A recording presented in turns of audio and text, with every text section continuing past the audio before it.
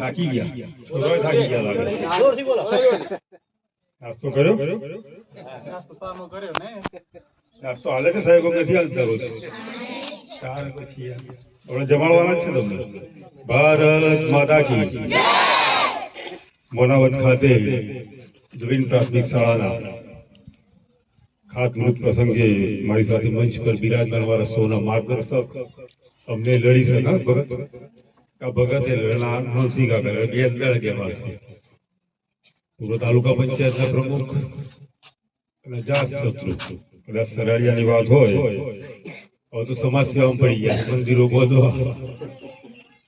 મુરબ્બી નરસિંહ કાકા, તાલુકા પંચાયતના કારોબારી અધ્યક્ષ બેનના પ્રતિનિધિ ભાઈ શ્રી અર્જુનસિંહ, એવા જ બીજા ડેલિગેટ ભાઈ શ્રી અજ્ઞાનભાઈ, ગામના સરપંચના પ્રતિનિધિ ઉમાભાઈ, ભાઈ શ્રી દીપકભાઈ, સેક્રેટરી શ્રી કાળુસિંહ, ભાઈ શ્રી નાથાભાઈ, જેબી, સૌ સન્માન્ય મંચ પીએસ, આમ તો સાસુ ને સસરા બે આવ્યા છે નોકરી કરી, બેન સેજલબેન અને સૌ સ્ટાફ, સાલુ ભગત, અર્જનસિંહ ભાઈ, કોદરસિંહ, સૌ સન્માન્ય વડીલો, બહેનો, નાના પુરુષાઓ.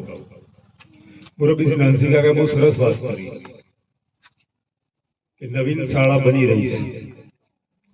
ભૂતકાળની અંદર શાળાના પરિસ્થિતિઓ કેવી અને કઈ રીતે અભ્યાસ બાળકો કરતા આપણે બધા સૌ વડીલો જાણીએ છીએ. નાના બાળકોને નથી ખબર. એ પ્રકાશ નરસિંહ કાકાએ પાડ્યો. આપણે જોયેલું છે ભૂતકાળની અંદર દેશ 1947 આઝાદ થયો, આજે 2026. શિક્ષણનો વ્યાપ વધ્યો છે. સરકારો તો આવે જાય, નેતાઓ આવે જાય, પણ એક દ્રષ્ટિ ને વિઝન હોવું જોઈએ કે ભાઈ આપણે વિકાસ કરવો છે. તો વિકાસ ગુજરાતની અંદર 2001 પછી મોદી સાહેબ ના આવ્યા પછી 2014 પછી દેશની અંદર મોદી સાહેબ વડાપ્રધાન બન્યા પછી ધરમૂળથી ફેરફાર થઈ ગયો. ગઈકાલે સેન્ટરનું બજેટ રજૂ કર્યું, જોવા જેવું છે. આપણે સૌ અભ્યાસ કરીએ તો 1990 ની અંદર મનમોહન સિંહે બજેટ રજૂ કર્યું હતું. મારું પોતાનું અંગત મંતવ્ય એવું છે. એ પછી 2025માં બજેટ 26 ની અંદર આ બજેટ રજૂ સરકારે કર્યું. દેશ હરણફાળ કરી રહ્યો છે. આ સ્કૂલની વાત કરીએ તો મોનાવત એટલે એમ કહું કે વાડીના 1100 નું મતદાન, વસ્તી 1500-1600 ની આસપાસ હશે. બળિયાદ એટલે મોનાવત. પેલા દીકરા દીકરીઓ ભણવા આવતા હશે. 1 કરોડના ખર્ચે આ સ્કૂલ બનવાની છે. 1 કરોડ રૂપિયા નાની સૂની રકમ નથી. સરાડિયાના 12 મુવાડા, એમાંનું એક મુવાડું જ કરીને પરુભાગ જ કરીને અંદર 1 કરોડ રૂપિયા આવતા હોય. બધું જ ઇન્ફ્રાસ્ટ્રક્ચર તૈયાર, ભૌતિક સુવિધા સાથે દીપકભાઈ આપણે વાત કરી કે 1 કરોડ રૂપિયા જેવી રકમ આવશે. કદાચ એના 85 લાખ હોય, 90 લાખ હોય, 1 કરોડ 10 લાખ થઈ થાય. પછી કાલે કોઈક આ બેનને એમને ના લઈ રાખતા કે 1 કરોડ રૂપિયા કાઢે, બીજા પૈસા ગયા કઈ. હા, ગામડાની અંદર આ વસ્તુ છે. સ્કૂલ વાળાને કોઈ લેવા દેવા નથી કે તાલુકા પંચાયતને કોઈ લેવા દેવા નથી. ઉપરથી કેન્દ્ર સરકાર રૂપિયા ફાળવે છે. એ રાજ્ય સરકાર દ્વારા સીધા રૂપિયા કોન્ટ્રાક્ટરને મળતા હોય છે. 1 કરોડ રૂપિયાના ખર્ચે આ સ્કૂલ બનશે તો આ દીકરા દીકરીનું ભવિષ્ય ખૂબ ઉજ્જવળ બનશે. વીરપુર તાલુકાની અંદર હું માનો ત્યાંથી પીએમસી સ્કૂલો 6 કે 5 છે, 5 કે 6 સ્કૂલો છે. આ સ્કૂલ બી એ રીતે આગળ વધે, પીએમસીમાં આવે એવું તમારે બધા વડીલોએ રસ લઈ અને આ દીકરા દીકરીને ભણાવીને કરવું જોઈએ. મારું પોતાનું અંગત માનવું છે. વિકાસ એવો કરવો છે, નોકરીઓ નથી. આપણે નરસિંહ કાકાએ કહ્યું કે અમે જેટલા છોકરાઓ ભણતા તેમાંથી 80% લોકોને નોકરી મળી. હવે નોકરીઓ મળવાનું નથી. એનું કારણ કે છોકરા છોકરીઓ જે નોકરીઓ મળવાની છે એ ભણતા જ નથી. આર્ટ્સ ગ્રેજ્યુએટ થવું છે, કોમર્સ ગ્રેજ્યુએટ થવું છે, સાયન્સ ગ્રેજ્યુએટ થવું છે. તો નોકરીઓ સરકારે કઈથી લાવશે? દેશ હરણફાળ બની રહ્યો છે. આખી દુનિયાથી જે દિશા તરફ જાય છે એની આગળ દેશ જઈ રહ્યો છે. ફાઇનાન્સની અંદર દેશ આપણો 4થા ક્રમાંકે પહોંચી ગયો. વિકસિત ભારત 2047માં બનાવવું હોય તો આપણે બધાએ સહભાગી થવું પડે. ઇન્ફ્રાસ્ટ્રક્ચર તો મળવાનું છે, સરકારની દરેક યોજનાઓનો લાભ મળવાના છે. અમારી બહેનો બેઠી છે. સરાડિયા તો મારા માટે પોતાનું કામ છે એમ કહું તો ખોટું નથી.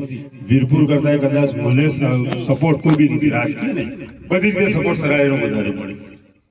અને જેટલી ચૂંટણીઓ લડે મારા ફેમિલીમાં 3 મારી 2 પિતાજીની કાકાની બધામાં સરાડિયા તો હોય છે. અને બધામાં ફૂલ સપોર્ટ તમે લોકોએ આપ્યો. પણ જે વિકાસ સરાડિયાનો થવો જોઈએ આપણે ના કરી શક્યા ભૂતકાળની અંદર, પણ 2020 પછી સરાડિયાનો આપણે સારો વિકાસ કર્યો. નાનસી કાકા પ્રમુખ બન્યા ત્યાર પછી વિકાસ કર્યો આપણે. તમે કહો આ જોડ અત્યારે મોનાવતમાં જવાનો રોડ આપણી જોડે હતો જ નહીં, હતો પણ કરી શક્યા.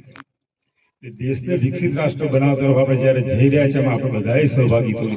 રૂપિયા તો આવવાના છે, વિકાસ તો થવાનો છે, પછી આપણે એને સાચવીશું નહીં, સાચવણી બી કરવી પડશે. આ સ્કૂલ કેટલા વર્ષ પહેલા મને હું માનું છું પર્વત દાદાએ બનાવી હતી આ સ્કૂલ 87 ની આસપાસ, તો પછી બાલુ કાકાએ બનાવી હશે. બાલુ કાકા પ્રમુખ હતા ત્યારે આ સ્કૂલ બની હશે, ત્યાર પછી આજે આ સ્કૂલ મળે છે. આગેવાન એવો હોવો જોઈએ કે ભાઈ વિકાસ લાવે, પણ વિકાસ લાવે પછી એને સાચવણી કરવાની ગ્રામજનોની જવાબદારી છે. આપ સૌને વિનંતી છે, આ સ્કૂલ જયારે બની રહી છે એમાં આપ બધા સપોર્ટ કરજો, રોજિંદો આવન જાવન કરજો.